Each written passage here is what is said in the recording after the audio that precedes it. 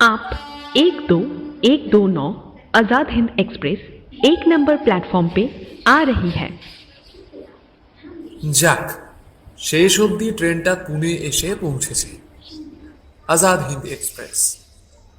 হাওড়া থেকে পুনে আসার এই রেগুলার ট্রেনটা সর্বদা কোনো না কোনো কারণে লেট করবেই। তবে আমারও একটা ভুল হয়েছিল। বাড়ি থেকেই যদি একবার ট্রেনটার স্টেটাস দেখে আসতাম, তাহলে এতক্ষণ ধরে ভ্রাম্যমান গরুর মতো স্টেশন চত্বরে ঘুরে বেড়াতে হতো না। সেই সকাল 7টায় এসে বসে রয়েছি, এখন বাজে পাক্কা 9টা। আমি সুব্রত চৌধুরী, পেশায় সফটওয়্যার প্রফেশনাল। চাকরি সূত্রে ভারতের বিভিন্ন শহর ঘুরে ঘুরে শেষ অবধি পুনেতে আসি আজ থেকে 3 বছর আগে স্ত্রীকে নিয়ে। পৈতৃক বাড়ি কলকাতার দমদমে। পুনেতে এসেই চাকরি বদলে ফেললাম, কারণ পুনেতে সার্ভাইভ করার জন্য অনেক টাকার দরকার পড়ে। আইটি প্রফেশনে চাকরি পরিবর্তন না করলে সেই অর্থে উপার্জন বাড়ে না। এখানে গত 3 বছরে নিজেদের জীবন অনেকটাই গুছিয়ে নিতে পেরেছি আমরা। একটা ছোট রো হাউস কিনেছি, নতুন গাড়িও কিনেছি। কিন্তু যে জিনিসটা আমাদের জীবনে একটা বড় পরিবর্তন এনেছে, তা হলো আমাদের আসন্ন সন্তান। 3 মাস আগেই আমার স্ত্রী নবনীতা বুঝতে পারে যে সে প্রেগনেন্ট। আমাদের খুশির অন্ত ছিল না। তারপর থেকেই নবনীতাকে দেখে দেখে রাখা, খাবার দাবারের খেয়াল রাখা সব আমিই করি। নবনীতার মা আসতে চেয়েছিলেন মেয়েকে দেখার জন্য, আর সত্যি বলতে এই সময়টাতে সব মেয়েরাই তাদের মাকেই পাশে চায়। কিন্তু ওনার শরীরটা খারাপ থাকায় উনি আসতে পারছেন না। কিন্তু নবনীতার জন্য অন্য কোনো মহিলার সাহায্য তো দরকার পড়বেই। তাই আমি কলকাতা থেকে বাবা আর পিসিকে ডাকিয়ে নিলাম। আজ এই ট্রেনেই ওদের আসার কথা। সেই কারণেই সকাল থেকে স্টেশন চত্বরে পড়ে থাকা। ওই তো ট্রেন ঢুকছে, অ্যাট লাস্ট। ওফ,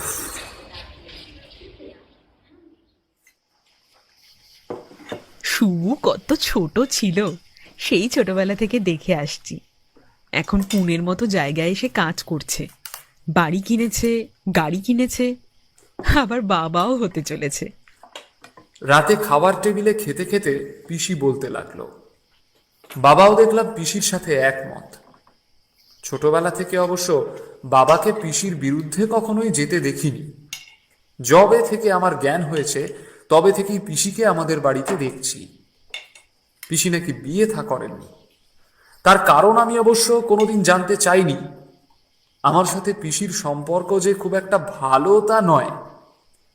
তবে 10-12 বছর আগে মা মারা যাওয়ার পর থেকে আমাদের মোটামুটি দেখাশোনা পিসিই করত।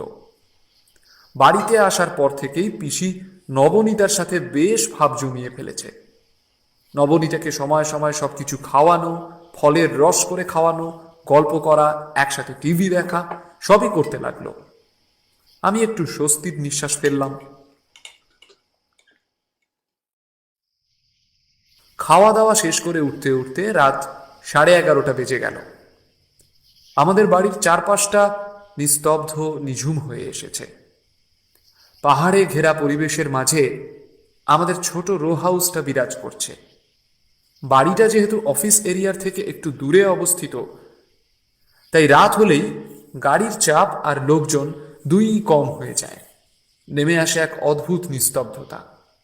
বাড়ির পেছন দিকের দরজা দিয়ে বেরিয়ে গেলে একটি ছোট্ট জনপদ পড়ে, যেখানে স্থানীয় প্রজাতি বানজারাদের বসবাস।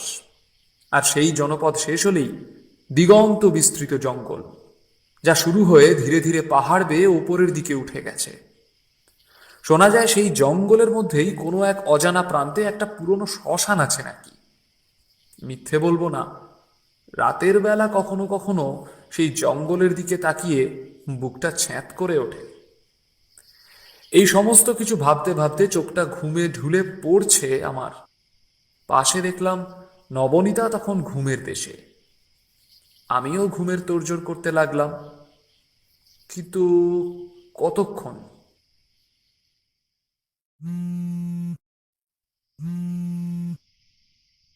পাশে রাখা মোবাইল ফোনের আলোটা আমার চোখে পড়তেই ঘুমটা আলগা হয়ে গেল। ঘুম জড়ানো চোখে একবার মোবাইলটা দেখতেই আমার গায়ের লোম খাড়া হয়ে গেল। সেই ইনকামিং কলটা আবার এসেছে। কোনো নাম্বার ফুটেও উঠছে না ফোনে যথারীতি। দূরের শ্মশানের মধ্যে থেকে একটা কুকুরের ডাক ভেসে এলো। একটা ঠান্ডা হাওয়া জানলা দিয়ে ঢুকছে। এই ফোন কলটা আবার এসেছে। যতক্ষণ না তুলবো ফোনটা বাজতেই থাকবে। ঘড়িটা দেখলাম, রাত 3:15। হ্যাঁ, ঠিক এই সময়টাতেই ফোনটা আসে। যতবার আজ অব্দি ফোনটা এসেছে ঠিক এই সময়টাতেই এসেছে। না, এখানে ফোনটা ধরবো না, নবনীতা জেগে যেতে পারে। তাই হল ঘরে গিয়ে ফোনটা ধরলাম। হ্যালো, কে বলছেন? কে আপনি? কেন এত রাতে ফোন করে বিরক্ত করছেন? Hello hello. এবার কিন্তু একটা মিহি শব্দ ফোনের ওপার থেকে আমার কানে আসতে লাগলো। স্পষ্ট কিছু না, কিন্তু কথাগুলো কেমন যেন হাওয়ায় ভেসে আসছে। কি যে বলছে কিছু বুঝলাম না আমি। ওপার থেকে ফোনটা একসময় কেটে গেল। প্রতিবার ঠিক এইটুকু সময়ের জন্যই ফোনটা আসে। 3 মিনিট 15 সেকেন্ড। একটা মেঘ গর্জে উঠল। হালকা বৃষ্টি শুরু হলো। দূরের গাছগুলো ঝোড়ো হাওয়ার তালের সঙ্গে মাথা দোলাতে লাগলো। আমি গিয়ে শুয়ে পড়লাম আবার নবনীতার পাশে। কিন্তু ঘুম এলো না। এরকম একটা ফোন কল এত রাতে পেলে কার আর ঘুম আসে? একটা দীর্ঘশ্বাস বেরিয়ে এলো। প্রতিবারের মতো এবারও আমি নবনীতাকে কিচ্ছু বলবো না। ওর এই সময়টায় যত কম স্ট্রেস হয় ততই ভালো।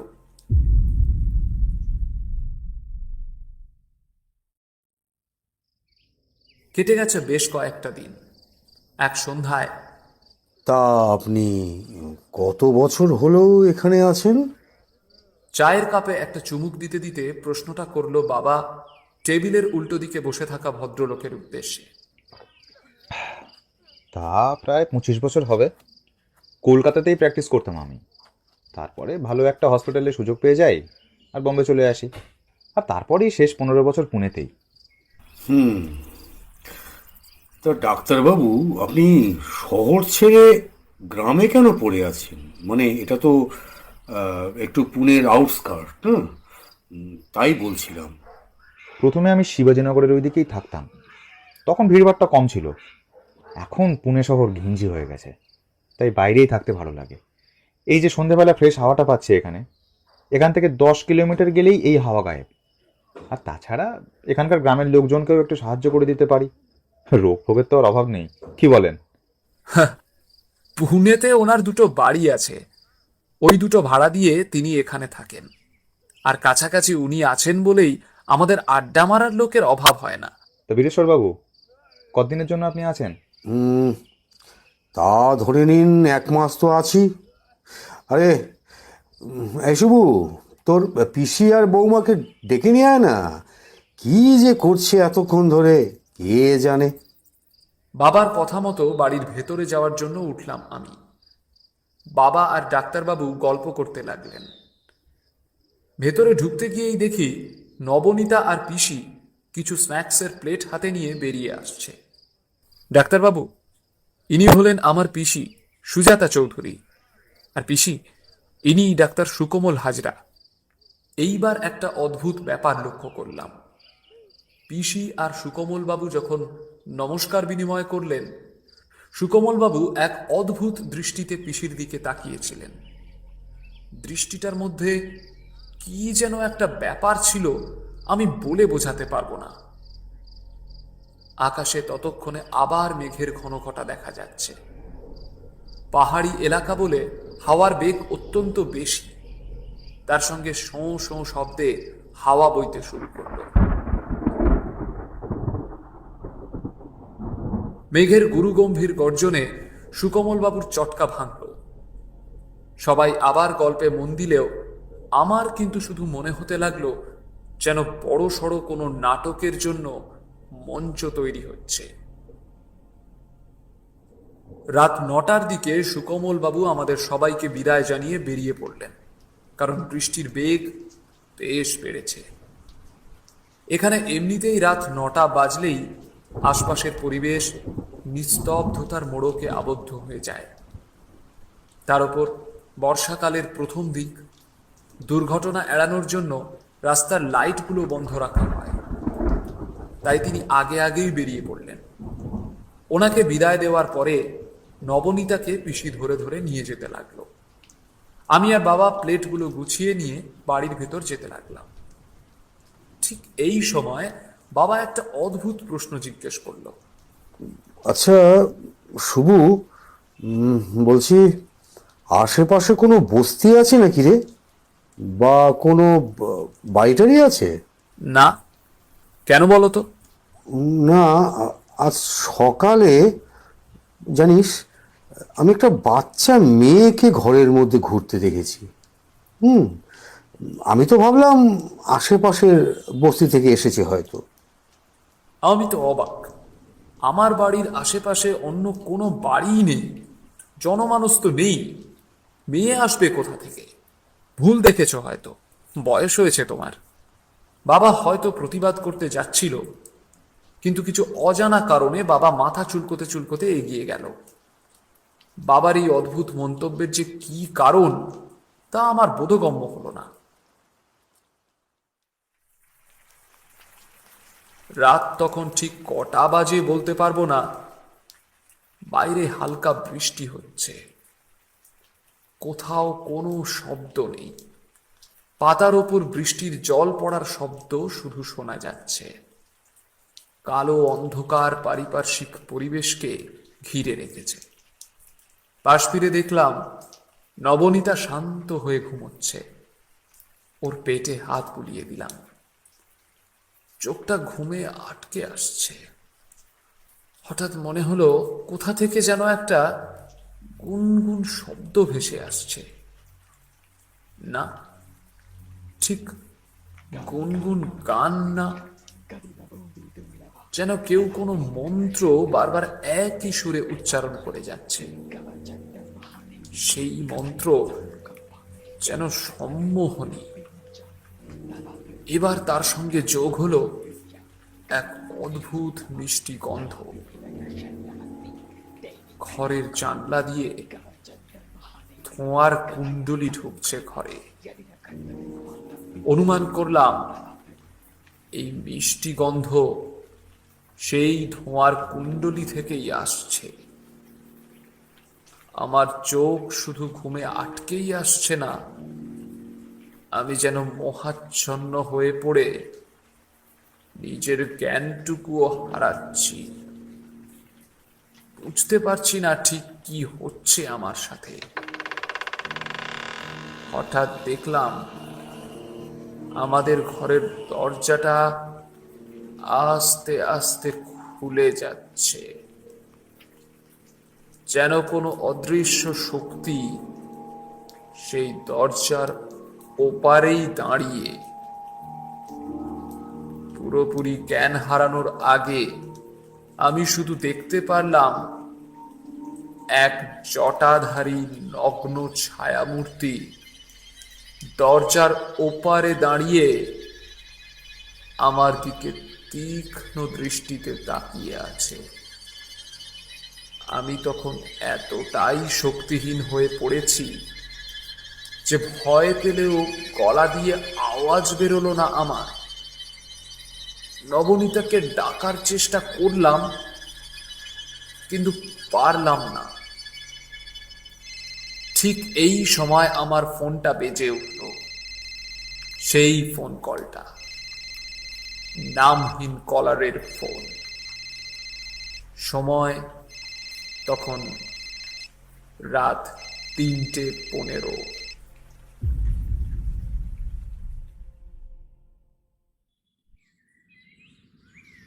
ঘুম ভাঙতে অনেক দেরি হলো আমার।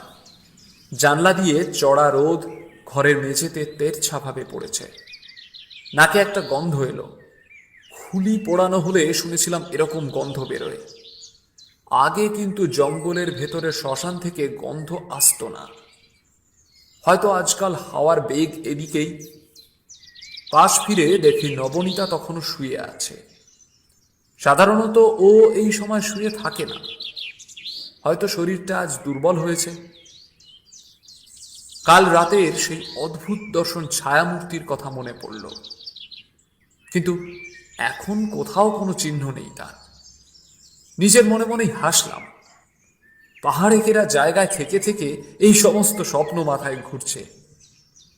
ঠিকই তো, এখানে ওরকম জটাধারী কোনো ব্যক্তি আসবে কোথা থেকে?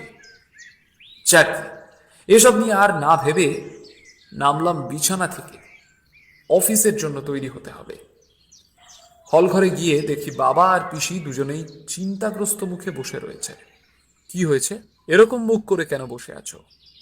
পিসি একবার আমার দিকে তাকিয়ে দেখল, আমায় ইশারায় বসতে বলে বলল, তোকে কিভাবে কথাটা জিজ্ঞেস করব জানি না শুভ। ব্যাপার কি বলো তো পিসি? ইয়ে মানে তোর বউ কি প্রায়শই বাড়ি থেকে বেরিয়ে যায় রাতে? প্রশ্নটা শুনে একদিকে যেমন ভয় লাগলো তেমন রাগও হলো। একটু রেগেই বললাম, বলতে চাও কি তুমি? শোন, তখন রাত ঠিক কটা আমি জানি না।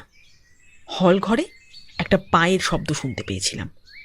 ঘুমটা ভেঙে যায়। আমি হল ঘরে গিয়ে দেখি পেছনের দরজাটা খোলা, আর নবনীতা খালি পায়ে বেরিয়ে যাচ্ছে অন্ধকারের মধ্যে।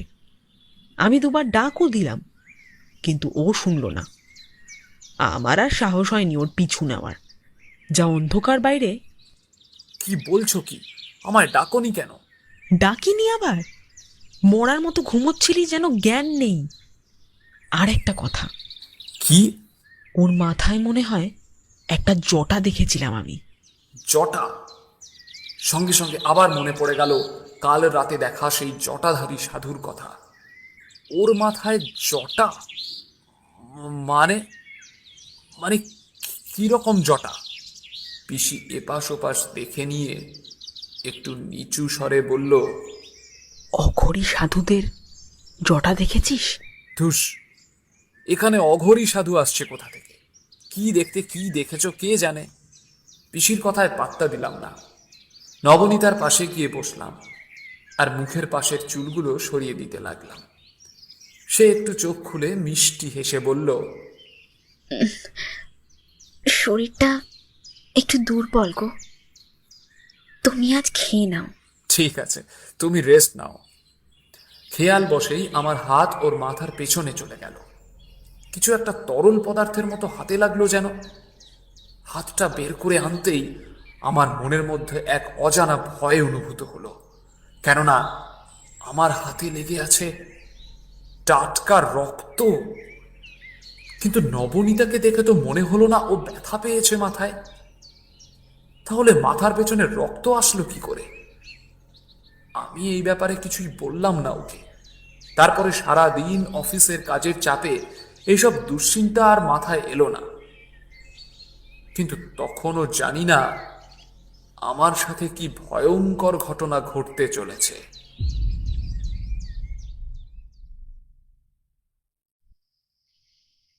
ইতিমধ্যেই বেশ কিছুদিন কেটে গেছে। এক রাতের খাওয়া দাওয়া করে আমরা যে যার মতো শুয়ে পড়েছি। নবনীতা সারাদিন ক্লান্ত থাকার দরুন বিছানায় শুয়েই ঘুমে ঢুলে পড়ল। বাবা আর পিসি যে যার ঘরে গিয়ে শুয়ে পড়েছে। ঘড়িতে সময় তখন রাত 2টো। আমার কিন্তু চোখে বিন্দু মাত্র ঘুম নেই। ঘুম আসবেই বা কি করে? মানুষের মনে যখন সন্দেহ ঢোকে তখন সেই সন্দেহের নিবারণ করার প্রয়োজন হয়। আজ অফিস থেকে ফেরার সময় গ্রামের মধ্য দিয়েই গাড়ি ঘুরিয়েছিলাম কিছু কেনাকাটার জন্য। সেই সময় একটা ছোট চায়ের দোকানে চা খাওয়ার জন্য দাঁড়িয়েছিলাম। সেখানেই কয়েকজন লোকের কিছু কথা কানে এসেছিল, যা আমার মনে সন্দেহের উদ্রেক করেছে। তাদের কথা অনুযায়ী কালী নামের একজনের মাংসের দোকান আছে গ্রামের এক প্রান্তে। তার দোকান থেকে নাকি 2-3 দিন আগে গভীর রাতে বেশ কয়েকটা মুরগি আর ছাগল চুরি যায়। ওর দোকানের পাশেই নাকি মুরগিগুলোর পালক আর ছাগলগুলোর কিছু টুকরো হাড়গোড় পাওয়া গেছে। লোকজন এও বলছিল কেউ একজন নাকি এক জটাধারী অঘরী সাধু বাবার মতো কাউকে দেখতে পেয়েছে, যে ওই মুরগিগুলো জ্যান্ত চিবিয়ে খাচ্ছিল। সবচেয়ে যেটা অদ্ভুত আর ভয়াল ব্যাপার আমার কাছে যেটা লেগেছে তা হলো সেই অঘরী সাধু বাবার শরীরের গঠন যেন আধা ছেলে আর আধা মেয়ের মতো, আর সেই সাধু নাকি মুরগিগুলো মাথার পেছন দিয়ে খাচ্ছিল। পিসি কি তাহলে কালকে সত্যি নবনীতাকে জটাধারী হিসাবে দেখেছে? যে অদ্ভুত অঘরীর কথা গ্রামের রাস্তায় রটে বেড়াচ্ছে, তার সাথে কি নবনীতার কোনো যোগ আছে? এপাশ ওপাশ করতে করতে রাত প্রায় 3টে বেজে গেল। উফ, না, মাথাটা ধরে যাচ্ছে। উঠে পড়লাম বিছানা থেকে। একবার নবনীতার দিকে দেখলাম। বারান্দায় গিয়ে দাঁড়ালাম একটু ঠান্ডা হাওয়া নেওয়ার জন্য। না, সন্দেহটা মাথায় চেপে বসেছে। সামনের জঙ্গল থেকে জংলা হাওয়া এসে শরীরটা ঠান্ডা করে দিচ্ছে। হঠাৎ আমার চোখটা জঙ্গলের এক প্রান্তে গিয়ে আটকে গেল। আমি কি ঠিক দেখছি? হ্যাঁ, একটা সাদা ফ্রক পরা ছোট্ট মেয়ে আমার দিকে তাকিয়ে। একে তো কোনোদিন দেখিনি। মুখে হাসি নেই, চোখে যেন এক রাস কষ্ট। কিছু যেন বলতে চাইছে। আমার দিকে আঙুল দিয়ে সে যেন কিছু একটা দেখাতে চাইছে। আমার হাতের মোবাইল ফোনটা বেজে উঠল। সেই নামহীন ফোন আবার। ঠিক সেই সময় ঘড়ি বলছে রাত 3:15। ফোনটা তুললাম। হ্যালো। অনেক দূর থেকে হাওয়ার মতো যেন আওয়াজ ভেসে আসছে। প্রথমবার আমি বুঝতে পারলাম ওপার থেকে কি বলা হচ্ছে।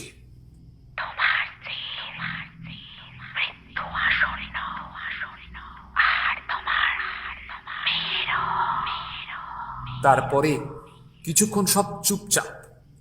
1 মিনিট এইভাবেই কাটল। হঠাৎ ফোনের ভেতর থেকে এক হৃদয় বিদারক আর্তনাদ।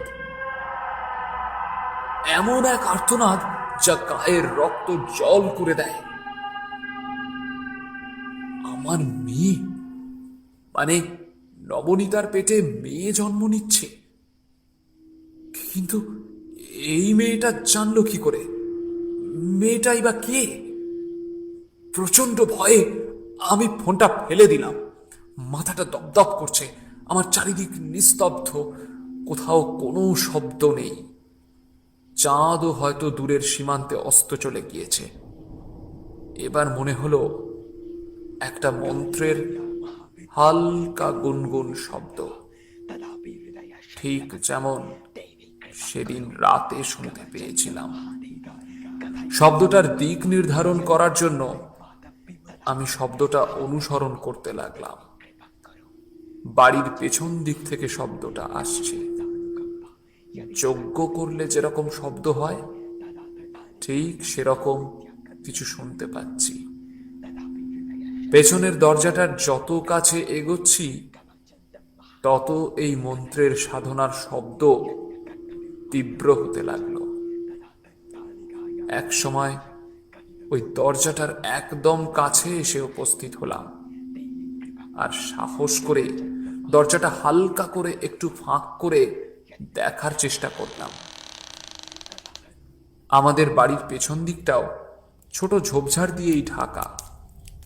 তার সামনেই দেখি আগুনের লেলিহান শিখা জ্বলছে। শিখার উচ্চতা অনেকটা ওপর অবধি উঠে গেছে। তার পাশেই রাখা রয়েছে খুলি। খুলির পাশেই ছোট একটা পাত্রের মধ্যে কিছু একটা তরল মতো রাখা আছে। আর এসবের মাঝেই যে বসে রয়েছে তাকে আমি বিলক্ষণ চিনি। মন্ত্রটা সেই পড়ছে। সে আর কেউ নয়, সুজাতা চৌধুরী, আমার পিসি। আমার বিস্ময়ের অন্ত রইল না। এত রাতে পিসি কি করছে এসব? আমি বিস্ফারিত চোখে সেই ভয়াবহ যজ্ঞ দেখতে লাগলাম। একই রকম ভাবে বেশ কিছুক্ষণ মাথা একবার এদিক একবার ওদিকে ঝাঁকিয়ে মন্ত্র পড়তে লাগলো। এবার কিছু একটা হাতের মুঠোয় নিয়ে আগুনের শিখার মধ্যে ফেললো পিসি। একটা কালো ধোঁয়ার কুণ্ডলী তৈরি হতে শুরু করলো। মিষ্টি সেই একটা গন্ধ আবার বেরোচ্ছে, সম্মোহনী সেই গন্ধ। কুণ্ডলীটা পাক খেতে খেতে উপরের দিকে উঠতে লাগলো। আমি বুঝতে পারলাম সেদিনের মতোই এই কুণ্ডলী আমার ঘরের দিকেই যাচ্ছে। আমি ধীরে ধীরে দরজাটা যেমন ছিল আগে সেরকমই বন্ধ করে আমাদের ঘরের দিকে ছুটতে লাগলাম। আজ রাতে নিশ্চয়ই কিছু একটা হতে চলেছে। বুকটা টিপ টিপ করছে। ঘরের সামনে গিয়ে থমকে গেলাম। গতি এতটাই বেশি ছিল আমার যে আমি নিজেকে অনেক কষ্টে থামালাম। লুকিয়ে নিলাম হল ঘরের বুক সেলফের সামনে। নবনীতার এ কেমন চেহারা! সারা শরীর যেন ধুলো মাখা, শরীরটা শীর্ণ হয়ে গেছে। আর সবচেয়ে অদ্ভুত হলো মাথার উপরে অদ্ভুত লম্বা জটা। তার চোখ বন্ধ, কিন্তু সোজা হেঁটে সে বাইরে যাওয়ার দরজার দিকে এগিয়ে যাচ্ছে। কিন্তু এবার আমি যা দেখলাম তাতে আমার হৃৎপিণ্ড বাইরে আসার জোগাড় হলো। মুখ দিয়ে আর্তনাদ বেরিয়ে আসছিল প্রায়, কিন্তু কোনো মতে আটকালাম নিজেকে। দেখলাম নবনীতার মাথার ঠিক পেছনে আরো একটা মাথা। চোখ তার লাল, মুখে চোখে ছাই। এই মুখটা আমি চিনি। মুখটা দেখতে হুবহু সেই জটাধারী নগ্ন অঘরী সন্ন্যাসীর মতো, যাকে আমি সেই রাতে দেখেছিলাম ঘরের ঠিক সামনে।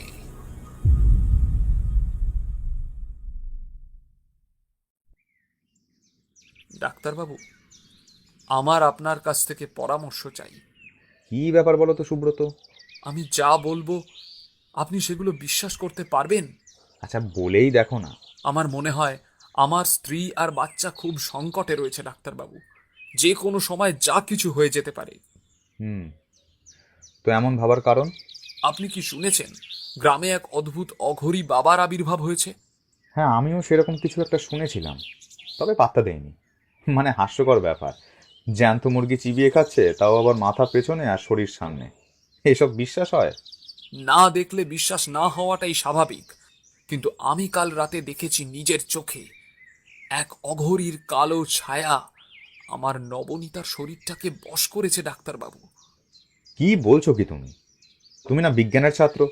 ডাক্তারবাবু, আমি নিজের চোখে দেখেছি কাল রাতে। এরপরে কাল রাতের সমস্ত ঘটনা আমি সুকমল বাবুকে বললাম। সব শুনে ডাক্তারবাবুর মুখে এক অদ্ভুত ভাব দেখলাম, যেন কিছু একটা মেলানোর চেষ্টা করছেন তিনি। তুমি কি ওর পিছু নিয়েছিলে? তারপর? হ্যাঁ ডাক্তারবাবু, ওই নির্জন রাতে গ্রামের রাস্তা পেরিয়ে পাহাড়ের জঙ্গলের মধ্যে দিয়ে গিয়ে সেই শ্মশানে উপস্থিত হয়েছিলাম। পুড়ে যাওয়া মরাগুলোর মাংস খেতে দেখেছি নবনীতাকে, বা বলা ভালো নবনীতার মাথার পেছনের সেই অঘরীর মুখেই যাচ্ছিল মরার মাংসগুলো। আহা, শান্ত হও, শান্ত হও। তোমাকে একটা কথা বলবো বলবো করে। কি? যেদিন তোমার পিসির সাথে প্রথম দিন আমার আলাপ হয়, সেদিন তুমি লক্ষ্য করেছিলে কিনা জানি না, তবে আমি কিন্তু তোমার পিসির দিকে অনেকক্ষণ তাকিয়েছিলাম। হ্যাঁ, আমার একটু অদ্ভুত তো লেগেই ছিল। কারণ তোমার পিসিকে আমি চিনতে পেরেছিলাম। মানে আপনি পিসিকে চেনেন? চিনি মানে অনেক বছর আগে তাকে দেখেছিলাম। আমি তখন কলকাতার একটা মেন্টাল হসপিটালে কাজের সূত্রে ছিলাম। সেখানেই আমি সুজাতা চৌধুরীকে দেখি। বদ্ধ পাগল আর ভায়োলেন্ট স্বভাবের মহিলা। পিসি পাগলা গারদে ছিল, কিন্তু আমি জানি না তো। সে আজ থেকে 30 বছর আগের কথা প্রায়। তখন তুমি হয়তো জন্মেও ছিলে না। তবে তোমাকে জানানো হয়নি কেন সে তো আমি বলতে পারবো না, কিন্তু আমার দৃঢ় বিশ্বাস উনি কারোর ভালো করতে পারেন না। আর উনি তোমাদের সাহায্য করতে না, এসেছেন শেষ করতেই। আমার শরীর কেমন যেন হালকা হয়ে এলো, পায়ের তলা থেকে মাটি সরে যাচ্ছে যেন। আপনি জানেন যে কেন উনি পাগলা গারদে গেছিলেন? সেটাই জানানোর জন্য তোমাকে এতগুলো কথা বলা। সেদিন যখন তোমার পিসিকে আমি দেখি, সন্দেহটা আমার তখনই মাথা চাড়া দেয়। কলকাতার সেই হাসপাতালে ফোন করে আমি একটা খবর আনিয়েছি। উনি নাকি চিরকালই তন্ত্রমন্ত্র, সাধনা, তারপর শয়তানের উপাসনা এইসবই করতেন। এইসব পাগলামির চক্করেই নাকি তিনি একটি বাচ্চা মেয়েকে খুন করেন, সেও ওই 30 বছর আগেই। কিন্তু ওনার বিরুদ্ধে কোনো প্রমাণ পাওয়া যায়নি। কিন্তু ওনার পাগলামোটা দিন দিন বাড়তে থাকায় ওনাকে পাগলা গারদে পাঠানো হয়। বাচ্চা মেয়েটার কথা শুনেই আমার খটকা লাগলো।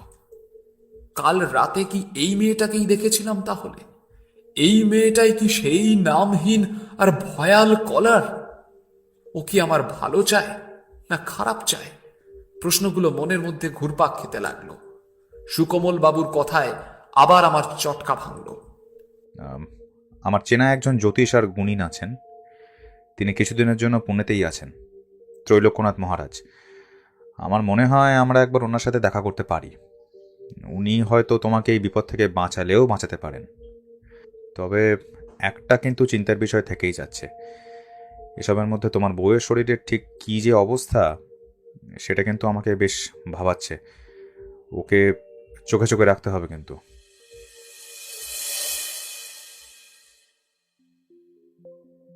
আজ সারাটা দিন যে কি গেল তা ভাবলেও গায়ে কাঁটা দিয়ে ওঠে। আমার চোখের সামনে আমার সাধে গড়ে তোলা ছোট্ট দুনিয়া বরবাদ হয়ে যাচ্ছে। আমি আর কিছু ভাবতে পারছি না। ব্যথায় কাতরে কাতরে উঠছে নবনীতা। তার পেটে নাকি প্রচন্ড যন্ত্রণা হচ্ছে। এই কদিনে ওর পেটে যা যা ঢুকেছে তাতে শরীর খারাপ হওয়াটা স্বাভাবিক ছিল। বাড়ি থেকে 5 কিলোমিটারের মধ্যে একটা হসপিটালে ওকে নিয়ে এসেছি। সুকমল ডাক্তার ছিলেন বলেই সুবিধা হলো, কারণ ওনার অনেক চেনা জানা। সুকমল বাবু নিজেও যথেষ্ট চিন্তিত, কারণ বাচ্চাটার যে কি অবস্থা হচ্ছে ভেতরে কে জানে। এখন হাসপাতালের একটা বেঞ্চে বসে আছি আমি। চোখ দিয়ে জল গড়িয়ে পড়ছে আমার। আমার সুন্দর সাজানো সংসার আজ ধ্বংস হওয়ার মুখে। আর এর জন্য একজনই দায়ী, সুজাতা চৌধুরী। বাবা কি সবকিছু জেনেই চুপ থেকেছে? নবনীতার সাথে পিসির কিসের শত্রুতা? ওনারাও কুম্ভীরাশ্রু কাঁদতে এসেছেন আমার সাথে। পিসির ভাবটা এমন যেন কত কষ্ট হচ্ছে নবনীতার জন্য। ইতিমধ্যে সুকমল বাবু এলেন আমার কাছে। কপালের ঘামটা হাতের উল্টো দিক দিয়ে মুছে দিয়ে বললেন, আপাতত শি ইজ ফাইন, পেট পরিষ্কার করা হয়েছে ওর। কিন্তু কিন্তু কি ডাক্তারবাবু? যদি আরও একবার এরকম কিছু হয় যে নবনীতা এরকম কিছু খেয়ে নিল, তাহলে কিন্তু ওকে বাঁচানো যাবে না। আমার মতে নবনীতাকে আমার বাড়িতে রাখো কয়েকদিনের জন্য। আমার 2 চাকরও দেখাশোনা করে নেবে। কথাটা শুনে আমার গা হাত পা ঠান্ডা হয়ে গেল। সুকমল বাবু একটু বিড়বিড় করে বললেন, আচ্ছা, আমরা ওই ত্রৈলোক্য মহারাজের কাছে যাচ্ছি তো? আমার মনে কিন্তু অন্য চিন্তা ঘুরছে। আমি একবার বাবার দিকে দেখে নিয়ে উঠতে উঠতে ডাক্তারবাবুর উদ্দেশ্যে বললাম, হ্যাঁ যাব, আমায় 5 মিনিট সময় দিন। আমি উঠে গিয়ে বাবাকে ডাকলাম বাইরে আসার জন্য। আমার চোখের ভাব দেখে বাবা আমায় না করতে পারল না। হাসপাতালের পিছনের দিকের একটা শুনশান জায়গায় গিয়ে দাঁড়ালাম আমরা। এইভাবে ডেকে নিয়ে এলি, ব্যাপার কি শুভ? বলবে তো তুমি। কি লুকাচ্ছ তুমি? আ- আ- আমি আমি কিন্তু কিছু বুঝতে পারছি না শুভ। আজ নবনীতার এই অবস্থার জন্য পিসিই দায়ী। তুমি কেন বলনি কোনোদিন যে পিসি পাগলাগারদে গিয়েছিল? বাবার মুখের ভাবটা পরিবর্তন হয়ে গেল। এ এর সাথে এখনকার কি সম্পর্ক? আর তুই জানলি বা কি করে? কি সম্পর্ক জানি না, কিন্তু your sister is up to something. কোনো একটা বাচ্চা মেয়েকে মেরেই তো পিসি পাগলাগারদে গিয়েছিল। আর লুকিয়ে লাভ নেই বাবা, এই বাচ্চা মেয়েটাকে আমরা দুজনেই দেখেছি। ও কিছু একটা বলার চেষ্টা করে। বাবার মুখটা কেমন যেন হয়ে যাচ্ছে, হাত পা কাঁপছে। কি হলো বাবা, বলো। শুভু, জানি না তুই কিভাবে নিবি। তুই আমাদের প্রথম সন্তান না। এবার কিন্তু আমায় থামতে হলো। বললাম, বুঝলাম না। তোর আগেও আমাদের একটা মেয়ের সন্তান ছিল। তোর পিসি ওকেই মেরেছিল। আমার কিন্তু বিস্ময়ের অন্ত রইল না। এত বছর একটা মিথ্যে বয়ে নিয়ে বেড়াচ্ছিলাম তাহলে? আমি তোতলা হয়ে বললাম, কে কে- কেন? তাহলে বলি শোন। তোর পিসি 15 বছর বয়স থেকেই তন্ত্রমন্ত্র, সাধনা, শয়তানের উপাসনা, মৃতের আত্মাকে ডাকা, এইসব করতে করতে তাতে আসক্ত হয়ে পড়ে। এতটাই আসক্ত যে বাড়ি ছেড়ে বেশ কয়েক বছরের জন্য পালিয়েও গেছিল সে। ওই ছোট বয়স থেকেও বলতো, জানিস, ও আদিত্য শঙ্করকে সন্তুষ্ট করতে চায়। তাই ও এইসব সাধনা ও আরো বেশি বেশি করে করতে লেগেছিল। ও যে পালিয়ে গিয়ে কোথায় ছিল, কি করেছে, কি শিখেছে, 1000বার প্রশ্ন করা হলেও কোনো উত্তর পায়নি। আমার মেয়েটার বয়স যখন 3, তখন ওর উপরে প্রয়োগ করেছিল ওর তন্ত্রশক্তি। 3 বছরের মেয়েটার মধ্যে অঘরী সাধুর লক্ষণ দেখা দিতে লাগলো। গায়ে ছাই মেখে ঘুরে বেড়ানো, মরা খাওয়া।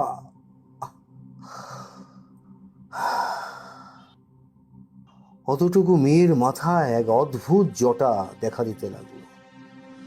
দিন দিন শরীর শুকিয়ে যেতে লাগলো, আর শেষে শুরু হলো রক্ত বমি। অকালেই মেয়েটার মৃত্যু হয়। সময়টা আমার আজও মনে আছে। রাত ঠিক 3:15। তোর মায়ের মনে জানিস অসম্ভব ধাক্কা লাগে এই ঘটনায়। যতই হোক নিজের প্রথম সন্তান বলে কথা। তোর মা তখন তোর পিসির উপরে পুলিশ কেস করে। সরাসরি অবশ্য কোনো প্রমাণ ছিল না, কিন্তু তন্ত্র সাধনার প্রতি অতিরিক্ত আসক্তির কারণে ওকে মেন্টাল হাসপাতালে পাঠানোর সিদ্ধান্ত নিই আমরা। আর ওখান থেকে আমাদের কাছে এক অদ্ভুত রিপোর্ট আসে। কিরকম? তোর পিসি নাকি ওখানকার ডাক্তারদের বলেছিল শয়তানকে সে পেটে ধরতে চায়, আর তার জন্যই নাকি আমার মেয়ের বলিদান দিয়েছে ও। তারপরে? তার 2 বছর পর তুই হলি, আর তারও 2 বছর পরে 2 বছর পরে তোর পিসি আবার ফিরে এলো সুস্থ হয়ে। অন্তত আমার তাই মনে হয়েছিল। কিন্তু ও আসলে এসেছিল তোর মাকে শেষ করতে। ও বিশ্বাস করতো তোর মাই ওর জীবন নষ্ট করেছে।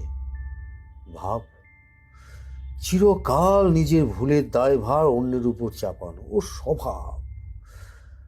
তোর মা আমায় বারণ করেছিল সুজাতাকে বাড়িতে না রাখতে। আমি শুনিনি, আর সেটাই হলো আমার কাল।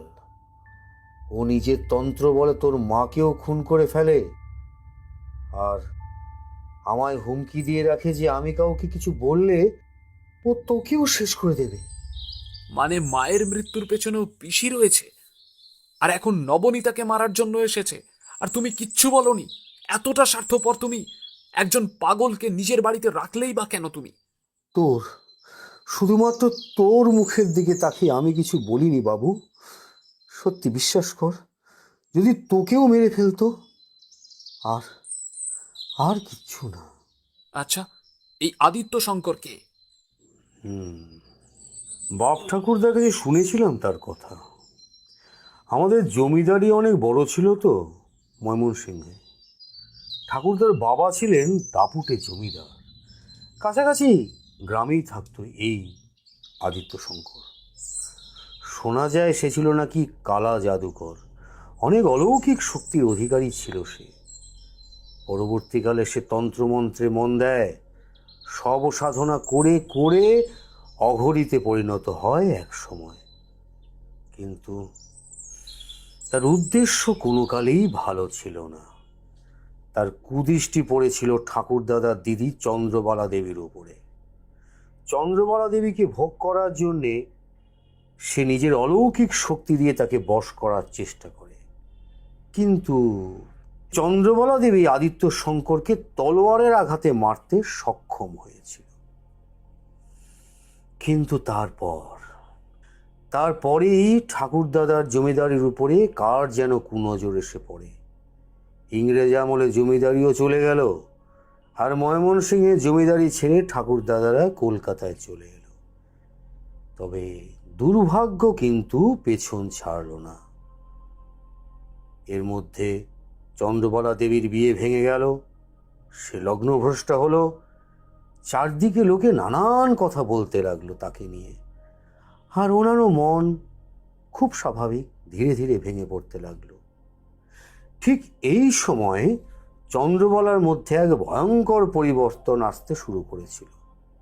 যদি সঠিক বর্ণনা আমি শুনে থাকি, তা হুবহু মিলে যায় আমার মেয়ে আর নবনীতার অবস্থার সঙ্গে। সকলের কথা অনুসারে অঘরীর অভিশাপ আমাদের পরিবারকে এখনো ঘিরে রয়েছে।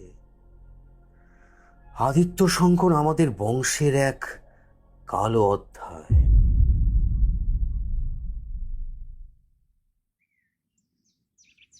সুকমল বাবুর আশ্বাস সত্ত্বেও আমি নবনীতাকে এই অবস্থায় একা রেখে যাওয়ার সাহস পাইনি।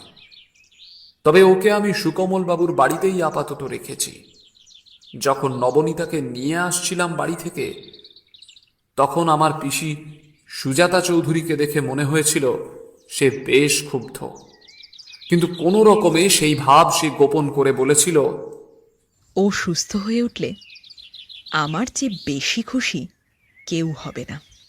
এই বাক্যের মধ্যে যে বিন্দুমাত্র সততা ছিল না তা আমি হলফ করে বলতে পারি। নবনীতাকে দোতলায় রেখে একজন চাকরকে তার কাছে থাকতে বলে আমি আর সুকমল বাবু নিচে বসে আছি। সুকমল বাবুর অনুরোধে মহারাজ আসতে রাজি হয়েছেন। রাত তখন 8টা হবে। ঘরে প্রবেশ করলেন এক ব্যক্তি। সুকমল বাবুর দিকে তাকিয়ে তিনি একবার হাসলেন। বুঝতে পারলাম অনেক দিনের চেনা জানা হয়তো ওনাদের। গেরুয়া বসন পরিহিত ব্যক্তিটিকে দেখেই মনে ভক্তি জাগলো আমার দিকে এগিয়ে এলেন সেই ব্যক্তি। তুমি তো সুব্রত, চিন্তা করো না, সব ঠিক হয়ে যাবে। গত 10-12 দিনে এই আশ্বাসের বাণী আমি শুনতেই পাইনি। আমার এতদিন ধরে মনে হচ্ছিল যেন আমি কোনো অন্ধকার টানেলের মধ্যে দিয়ে হেঁটে যাচ্ছি, তার কোনো শেষ নেই। কিন্তু এখন মনে হচ্ছে আলো হয়তো সামনেই আছে। মহারাজ বলে আমি ওনাকে প্রণাম করলাম। বসো, এবার বলো তো ঠিক কি কি হয়েছে। এতদিন ধরে যা যা হয়ে চলেছে আমি সব কিছুই বললাম ওনাকে। উনি একবার চোখ বন্ধ করে সব শুনলেন। আমার বলা শেষ হলে তিনি কিছু একটা ভাবলেন, তারপরে বলতে শুরু করলেন। তাহলে তোমাদের ধারণা কোনো অঘরী সাধুর অভিশাপের প্রকোপে এইসব হচ্ছে, তাই তো? ধারণা অমূলক নয়। অঘরী সাধুদের মধ্যে অনেক অলৌকিক শক্তি থাকে। মরার মাংস খেয়ে, খুরির মধ্যে দিয়ে মদ্যপান করে, এমনকি মরার সাথে শারীরিক মিলন করে তাঁরা এই শক্তি অর্জন করে। ওদের তন্ত্র বলের শক্তি অপরিসীম। সেই শক্তির প্রয়োগ যদি ভালো উদ্দেশ্যে হয়, জীবনে খুশি উন্নতি আসে, কিন্তু তা যদি খারাপ উদ্দেশ্যে হয়, তখন মৃত্যু অবশ্যম্ভাবী। ব্যাপারটা হলো, কোনো দুষ্ট অঘরীর আত্মা যদি ভর করে, সেক্ষেত্রে তার নাম আর উদ্দেশ্য যদি জানা না থাকে, তাহলে নিবারণ হয় না। কিন্তু মহারাজ, এসব জানবো কি করে? অঘরী সাধুরা ত্রিকাল দ্রষ্টা হয়। আমি তো নিজে অঘরী নই, কিন্তু অনেক বছর আগে বেশ কিছু সময় আমি এক অঘরীর সাথে কাটাই, সব সাধনা শিখি। আমার সাধনায় প্রসন্ন হয়ে তিনি আমায় একটি তাবিজ দেন। সেই তাবিজেই মন্ত্রপুত বিশেষ ছাই রয়েছে। সেই তাবিজ হাতে নিয়ে একভাবে যদি জপ করা যায় কোনো ব্যক্তির নাম করে, তাহলে তার অতীতের কিছু মুহূর্তের ছবি তুমি নিজের চোখের সামনে দেখতে পারবে। আমি সুজাতা চৌধুরীর ওই সময়টা দেখতে চাই, যখন তিনি বাড়ি থেকে পালিয়ে গিয়েছিলেন। আমার বিশ্বাস ওই সময়টাতেই পিসি এইসব পৈশাচিক তন্ত্রশক্তি অর্জন করে। বেশ, তুমি তো এই জব করতে পারবে না, কিন্তু আমি যখন জব করব, তুমি আমায় ছুঁয়ে থেকো, তবে তুমিও বুঝতে পারবে। রাত তখন প্রায় 10টা। বৃষ্টিটা আবার শুরু হলো বলে বেশ ভালোই বুঝতে পারছি যে আজ রাতে বড় সড় রকমের ঝড় উঠতে চলেছে। মহারাজের আদেশে আমি পরিষ্কার জামা কাপড় পরে নিলাম। ডাক্তারবাবুই সেই সব এগিয়ে দিলেন। উনি অবশ্য এখন নেই, ওপরে চলে গেছেন নবনীতাকে চোখে চোখে রাখতে। আমি আর মহারাজ পূর্ব দিকে মুখ করে বসলাম। তিনি সম্ভবত সেই মন্ত্রপুত তাবিজটা বের করে ডান হাতে ধরলেন। তারপরে ওনার বাঁ হাত দিয়ে আমার ডান হাতটা শক্ত করে ধরলেন। ঘরের আলো নেভানো, শুধু একটা মোমবাতি জ্বলছে। বাইরের থেকে আসা হাওয়ার দাপটে মোমবাতির শিখা নড়ে উঠছে, আর তার সঙ্গে আমাদের ছায়াগুলো কেঁপে কেঁপে উঠছে।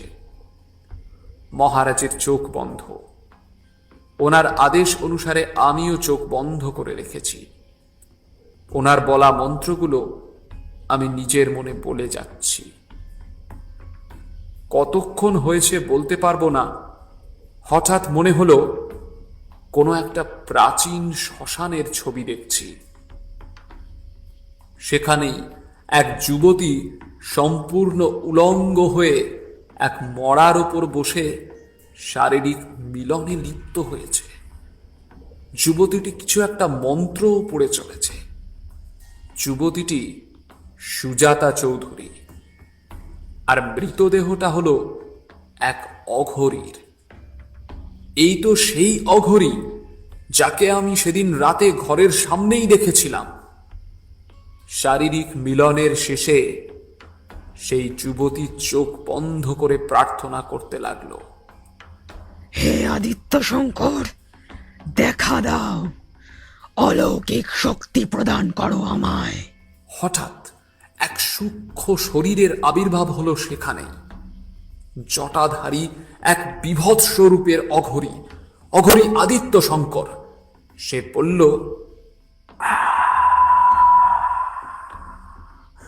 তোর সাধনা আমি প্রসন্ন। এই পার্থিব শরীর মন্ত্র বলে গত 200 বছর ধরে আগলে রেখেছি, যাতে পচন না ধরে।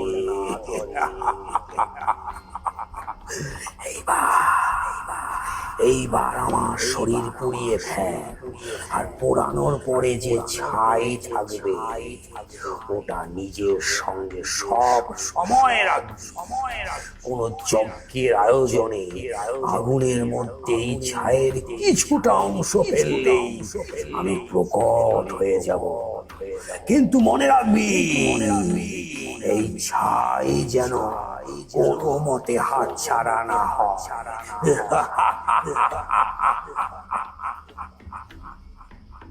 পিসি তার কথা মতোই কাজ করে একটা ছোট কৌটোয় পুরো ছাইটা ভরে রাখলো। আমি বুঝতে পারলাম এই কৌটোটা সেই প্রথম দিন থেকেই পিসির কাছে দেখেছি আমি। এমনকি সেদিন রাতে যখন পিসিকে যজ্ঞ করতে দেখেছিলাম, তখন এই কৌটো থেকেই ছাই এনে আগুনের মধ্যে ফেলতে দেখেছিলাম। আস্তে আস্তে ছবিটা আবছা হয়ে এলো। আমি চোখ খুললাম। মহারাজও চোখ খুলেছেন। তিনি বললেন, আদিত্য শঙ্কর কেন তোমার স্ত্রীকে শেষ করতে চায় তার কারণ জানার জন্যে আমাদের শেষবারের মতো তোমার স্ত্রীর ওপর ওকে ভর করতে দিতেই হবে। এবার শোনো, আমাদের যা করতে হবে।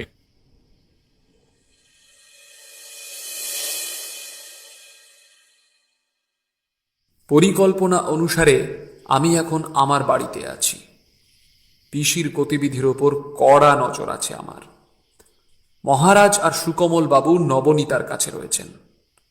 পরিকল্পনা হলো, আজ আমি এদিক থেকে পিসিকে অনুসরণ করব, আর অন্যদিকে মহারাজরা নবনীতাকে অনুসরণ করবে। জঙ্গলের ভেতরের শ্মশান ঘাটেই আজ শেষের শুরু। মহারাজ আমাকে গঙ্গা জলের একটা শিশি দিয়েছিলেন, যেটা ব্যবহার করে আমায় যা করার তা করা হয়ে গেছে। কিন্তু তা করতে বেশ বেগ পেতে হয়েছিল, কিন্তু বাবা সাহায্য করাতে কাজটা করে ফেলতে পেরেছি। এখন শুধু সময়ের অপেক্ষা। পিসিকে এইটা বিশ্বাস করাতে হয়েছে যে আমি শুয়ে পড়েছি, কিন্তু আমি কাঁথা মুড়ি দিয়ে সেই মন্ত্র পড়ার ক্ষণের অপেক্ষায় আছি। বুকের মধ্যে ঢিপঢিপ করছে। বাইরে আবার একটু ঝোড়ো হাওয়া দিতে শুরু করেছে। ঠান্ডাটা একটু বেশিই লাগতে শুরু করেছে এবার। আজকের রাতটা যেন কাটতেই চাইছে না। একটা একটা মিনিট যেন এক একটা ঘন্টার মতো মনে হতে লাগলো। বাইরের পরিবেশ ঠান্ডা হলেও আমি ঘামতে থাকলাম। এক সময় শুনতে পেলাম পিসির সেই মন্ত্র পড়ার শব্দ। সেই মিষ্টি গন্ধ বেরোতে লাগলো ধোঁয়ার কুণ্ডলি থেকে। আমি সুকমল বাবুকে হোয়াটসঅ্যাপ করে দিলাম, যজ্ঞ শুরু হয়ে গেছে, আবার তৈরি থাকুন। সঙ্গে সঙ্গে ওপার থেকে মেসেজ, তৈরি আছি। এরপরে আরো 15 মিনিট কাটলো। পেছনের দরজা থেকে লুকিয়ে দেখলাম পিসি আস্তে আস্তে গ্রামের রাস্তার দিকে এগিয়ে যাচ্ছে। সুকমল বাবুর ফোন এলো। হ্যালো, এক্ষুনি বেরো, নবনীতা শ্মশানের দিকে এগোচ্ছে। সেই শ্মশানের রাস্তা। জঙ্গলের মধ্যে প্রত্যেকটা পদক্ষেপ মেপে নিতে হচ্ছে। আমাদের থেকে বেশ দূরে হেঁটে যাচ্ছে জটাধারী নবনীতা। তার পেছনে একটু দূরে পিসি, আর বেশ কিছুটা দূরে আমরা 3 জন। পা খুব চেপে চেপে চলেছি, যাতে পিসির কানে শব্দ না যায়। এটাই শেষ সুযোগ অঘরীর অভিশাপ শেষ করার। মরা পোড়ানোর গন্ধ ভেসে আসছে। বমি আসতে লাগলো আমার। হাওয়ার এক অদ্ভুত আওয়াজ আসতে লাগলো। খুলির মধ্যে দিয়ে হাওয়া প্রবাহিত হলে এরকমই শব্দ হয়। হাওয়া সেই বিস্তৃত শ্মশান ঘাটে ঘুরে ঘুরে হাহাকার করতে লাগলো। শ্মশান ঘাটের থেকে একটু দূরে একটা ঝোপের পেছনে আমরা লুকিয়ে রয়েছি। এক জ্বলন্ত চিতার সামনে নবনীতা বসেছে, আর তার উল্টো দিকে পিসি বসে আছে। পিসির মুখে যে সে কি এক নারকীয় আনন্দ, সে বলে বোঝাতে পারবো না। এবার নবনীতা ধীরে ধীরে হাত উঠিয়ে সীতার মড়াটাকে তুলে আনার জন্য উদ্ধত হলো। মহারাজ আমার কানে ফিসফিস করে বলল, এবার। আমি আস্তে আস্তে উঠলাম। চোখের সামনে আমার নবনীতার সেই হাসি। আমাদের একসাথে কাটানো সুন্দর মুহূর্তগুলো ফিরে ফিরে আসছে মনে। আদিত্য শঙ্কর, আদিত্য শঙ্কর, আদিত্য শঙ্কর, আদিত্য শঙ্কর। নবনীতার হাত আটকে গেল। আমার দিকে দেখল সে, কিন্তু এ নবনীতা সে না। চোখে শয়তানের দৃষ্টি, পিসির চোখ বিস্ফারিত। আমি বললাম পিসির উদ্দেশ্যে, আজ তোমার পাগলামির জন্য এই অবস্থা। আমার দিদি আর মাকে মেরে তুমি কি পেলে? এবার এক বিভৎস গলার আওয়াজ শুনতে পেলাম, তোর বউকে না মারলে আমার শান্তি নেই।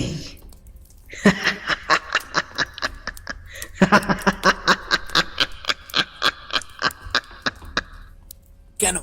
সে তোর কি ক্ষতি করেছে?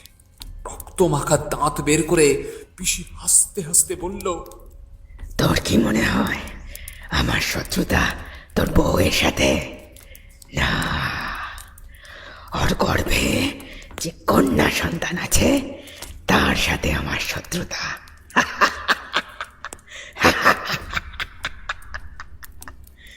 চন্দ্রবালা আমায় না করেছিল, আমায়, তাই প্রতিজ্ঞা করেছিলাম ওর যতবার জন্ম হবে এই পৃথিবীতে ততবার আমি ওকে মারব। আগের বার ও জন্ম নেয় তোর দিদি হিসেবে, আর এবার ও জন্ম নেবে তোর মেয়ে হিসেবে।